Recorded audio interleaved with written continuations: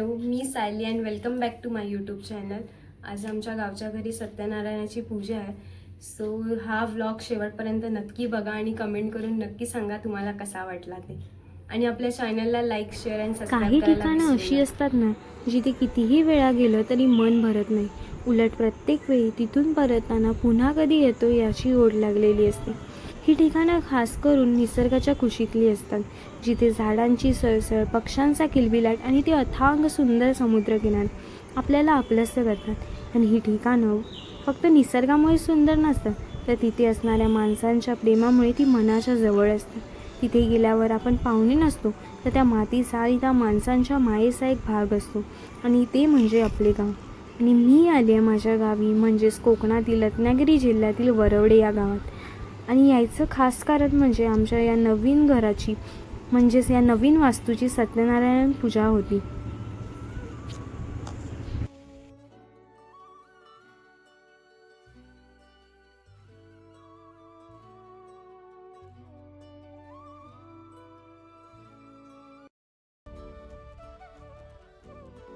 सकाळी प्रथम उदक शांतीच्या विधीला सुरुवात झाली. उदक म्हणजे पाणी आणि शांती म्हणजे सौख्य किंवा समाधान.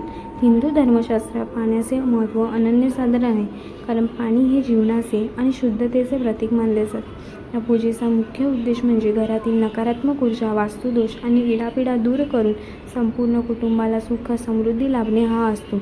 विधीबद्दल सांगायचे तर यामध्ये एका तांब्याच्या कलशाची स्थापना केली जाते, ज्याला वरून देवाचे प्रतीक मानले जाते. या कलशात पाणी भरून त्यावर आंब्याची पानं, नारळ ठेवला जातो. या विधीचे सर्वात महत्त्वाचे वैशिष्ट्य म्हणजे मंत्रपठण. उपस्थित ब्राह्मण पुरोहितांद्वारे ऋग्वेदातील विशिष्ट शांतता मंत्रांचे अतिशय लयबद्ध रीतीने पठण केले जाते. या मंत्राच्या ध्वनी लहरीमुळे कलशातील पाणी अभिमंत्रित होते, म्हणजेच त्या पाण्याचा सकारात्मक ऊर्जा निर्माण होते. पूजेच्या शेवटी हे पवित्र जल घरातील सर्व सदस्यांवर आणि घराच्या कानाकोपऱ्यात शिंपडले जाते, ज्याला प्रोक्षण म्हणतात.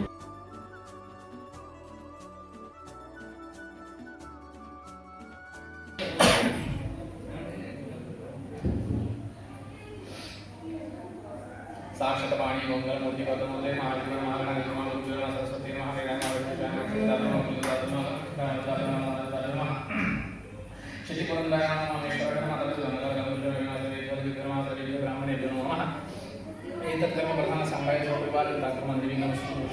यानंतर सकाळी ठीक 11 वाजता श्री सत्यनारायण पूजेला प्रारंभ झाला. हिंदू धर्मात अत्यंत लोकप्रिय आणि तितकीच फलदायी मानली जाणारी ही पूजा भगवान विष्णूंच्या सत्यरूपाची उपासना आहे.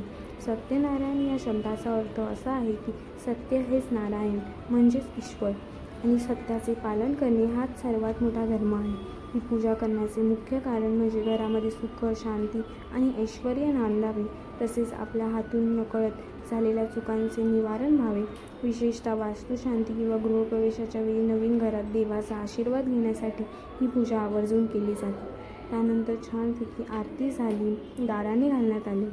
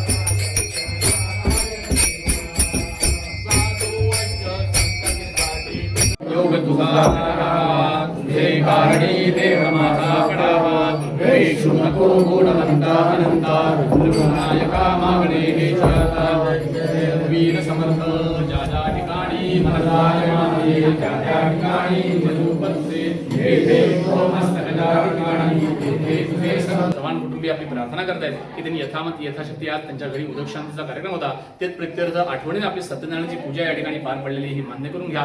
ही पूजा करत असताना त्यांच्या हातून, यजमानांच्यातून, आमच्या हातून, लहान थोर अन्य कुठल्याही भक्त मंडळींच्यातून कुठलीही चूक माग झाली असेल तर बक्षीस करा, अन्याय अपराध क्षमा करा। त्यांच्या देशी परदेशी बाळगोपाळ, इष्ट मित्र, गणगोत्र, सोयरीधारी नाना प्रकारची माणसं आहेत त्यांना सुखी राखा। ते करत असलेल्या नोकरी व्यवसायात, उद्योगधंद्यात प्रत्येकाला यशाचा वाटा मिळवून द्या। केलेली सेवा ही पावन करून घ्या। त्यांच्या ज्या ज्या मनोकामना असतील त्या वेळोवेळी परिपूर्ण करत जा। त्या कुटुंबाच्या पाठीशी उभे राहा। हे कुटुंब ज्या ज्या वेळेला आपला हात मारेल तेव्हा त्यांच्या हाकेला ठामपणे धावून जा। कुठल्याही प्रकारची अडीअडचण असेल, कुठल्याही प्रकारची जी काही संकट असेल, कोणत्याही प्रकारची विघ्न असतील ते बाहेरच्या बाहेर घालून लावा, आपल्या पायाखाली चिरडून टाका। या कुटुंबाला एकत्रित आनंदी ठेवा, उत्साहित ठेवा। या घरात विद्यार्जन करणारी लहान मुलं आहेत त्यांना विद्येमध्ये सुयश प्राप्त करून द्या। कुठल्याही प्रकारची अडीअडचण, त्यांची देखील मनोचित कामना असतील तर ते परिपूर्ण करून द्या। या खेळखानांचा सगळ्यांचा आनंदानंद करा, भक्तमंडळींचा सगळ्या आनंदानंद करा आणि अशीच आपल्या हातून त्यांची सेवा करून घेत जा। महाराज श्री सत्यनारायण महाराज की जय। सासर माहेरची खून, आनंदरावांचं नाव घेते चव्हाणांची सून।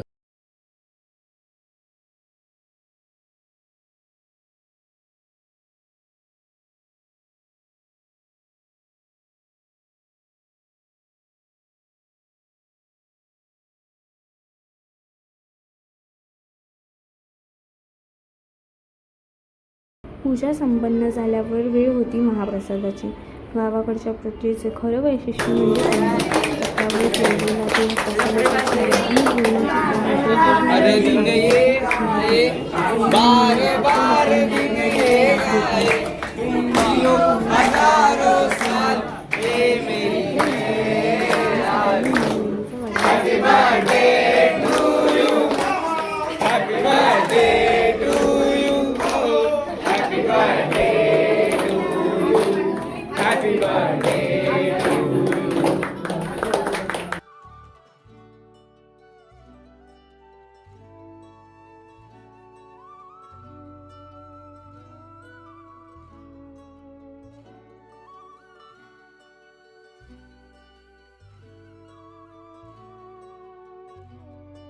त्यानंतर